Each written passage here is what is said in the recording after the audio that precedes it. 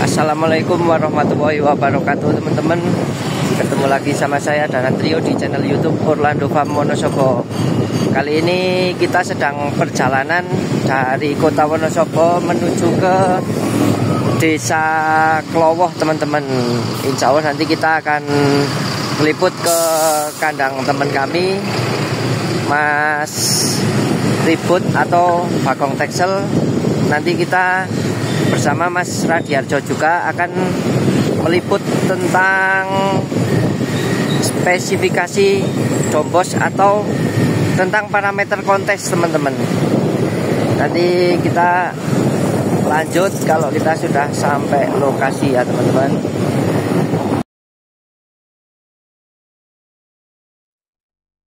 Nah, ini kita sudah sampai di kandangnya Mas Ribut atau Anjani Farm, teman-teman. Ini sudah ada pakarnya, pakar dombos Mas Radiarjo SPT. Assalamualaikum Mas Radiarjo. Ya, ini kita pengen bahas-bahas mengenai parameter dombos saat kontes, Mas. Karena kemarin kan banyak pertanyaan, teman-teman pengen tahu dombos yang bagus itu, yang grade kontes itu seperti apa. Ya, jadi kita sekarang berkunjung ke kandangnya Mas Ribut karena di sini juga ada beberapa domba yang pernah juara kontes ya, Mas. Jadi kita menjelaskan sambil ada dombanya. Ya, ini katanya Mas Ribut mau mengeluarkan dombanya dulu. Nah, ini Mas Ribut.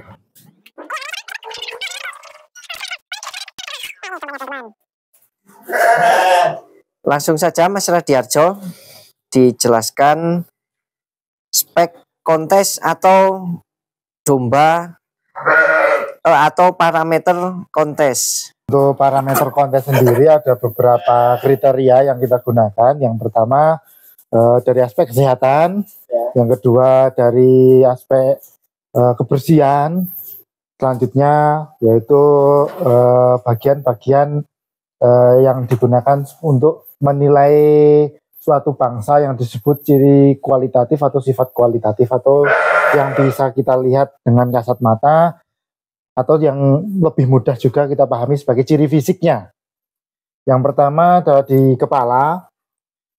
Kepala domba Wonosobo itu dengan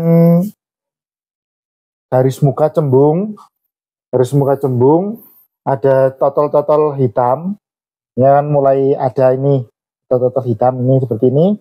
Nanti ini biasanya semakin dewasa ini akan semakin lengkap atau semakin penuh di hidungnya ini. Nah, selanjutnya untuk kepala itu hanya ada bulu rambut, bukan wol. Bulunya itu bulu rambut tanpa adanya wol di kepala.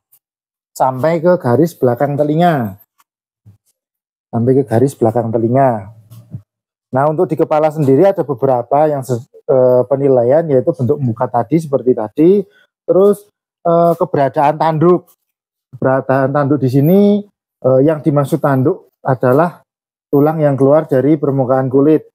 Nah, yang dimaksud tidak ada tanduk untuk di domba Wonosobo adalah ketika tunas tanduk itu tidak melewati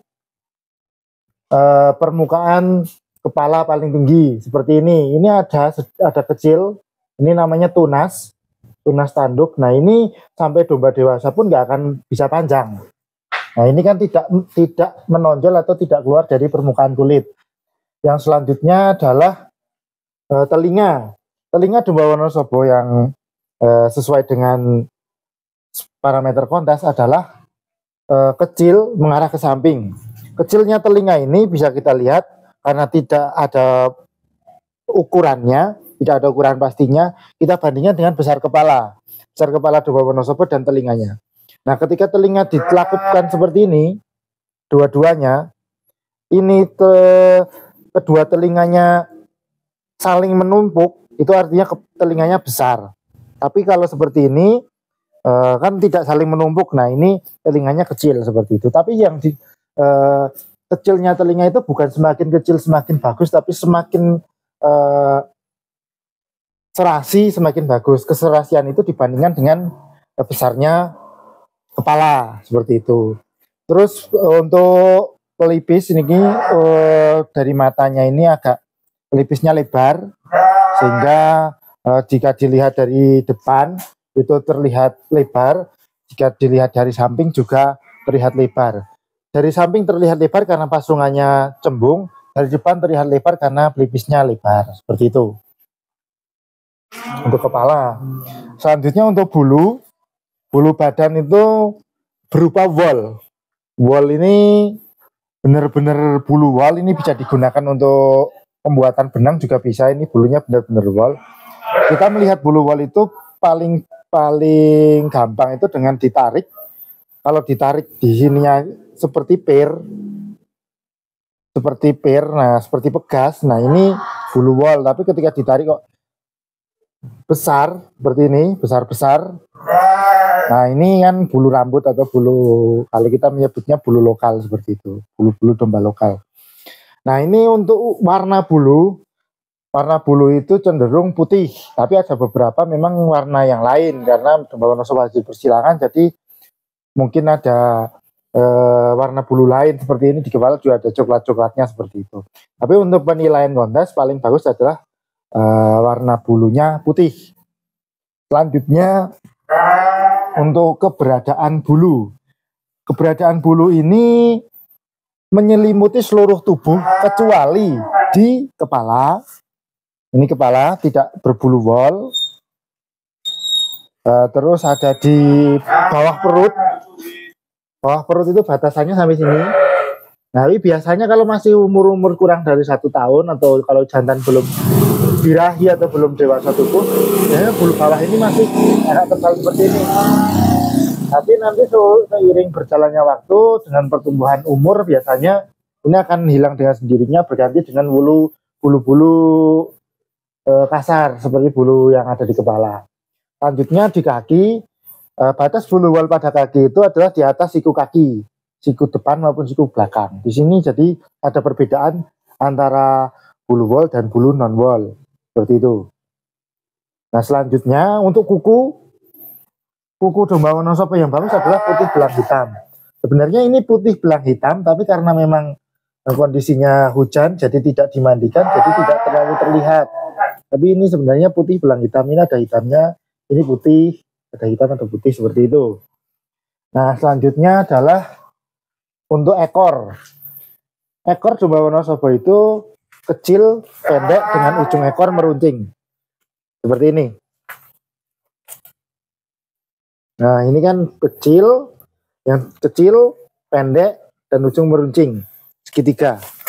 Nah jika seperti ini kan, ini kaku, ekornya kaku, tidak langsung jatuh seperti itu.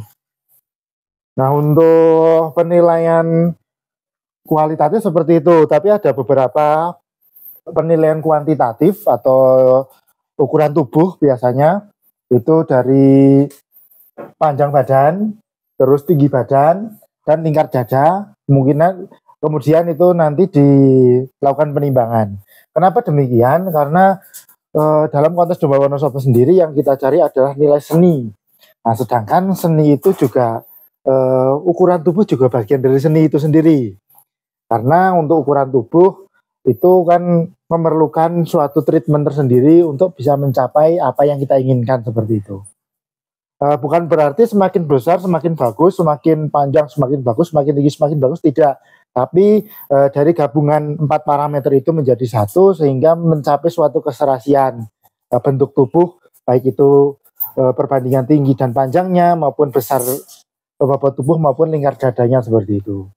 Nah untuk parameter yang lain, setelah kita lakukan penilaian ini semua kan ada penilaian yang namanya estetika atau kepatutan.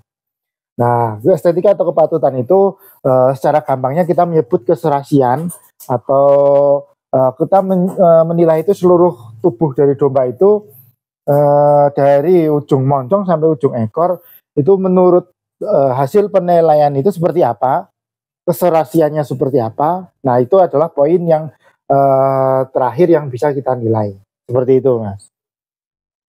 Kenapa domba ini yang kita jadikan sebagai sampel percontohan dari penjelasan parameter penilaian itu, karena memang domba ini Di kelas D juga sudah mendapatkan juara 1, kemudian naik ke kelas C pun masih menempati juara 1 seperti itu. Dari kita sejarahnya domba ini dari kelas D sampai kelas C masih juara 1, berarti ada konsistensi dari pemiliknya dalam hal perawatan, karena memang untuk ciri fisik biasanya untuk semakin naik kelas itu tidak begitu berubah, tapi untuk perawatan karena memang semakin dewasa perawatannya harus memang semakin mendetail lagi seperti itu. Kalau sekarang usianya berapa, Mas? Kemungkinan berapa, Mas, ini, Mas, kira-kira? Untuk usia ini kurang lebih di 9 bulan, Mas. Ini giginya masih kecil, Mas. Bumpoel. Oh iya. Nah, ini kita lihat perkembangannya seperti apa. Nanti mungkin kalau kontes selanjutnya belum poel juga nanti masih di kelas C. Tapi kemungkinan kalau besok naik ke kelas B atau di kelas A, kita lihat perkembangannya seperti apa. Belum tentu, nanti kan tergantung perawatannya juga, Mas, nanti seperti apa. Konsistensi, Mas. Iya. Diusahakan.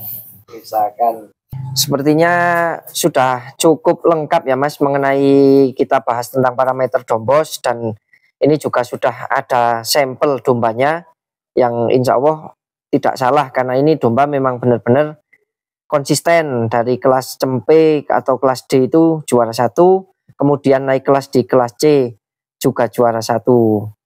Sepertinya sekian dulu video kali ini. Terima kasih Mas Radiharjo sudah meluangkan waktunya. Terima kasih Mas Ribut sudah memberikan kesempatan mengeluarkan dombanya. Sama-sama. Ya, assalamualaikum warahmatullahi wabarakatuh. Waalaikumsalam.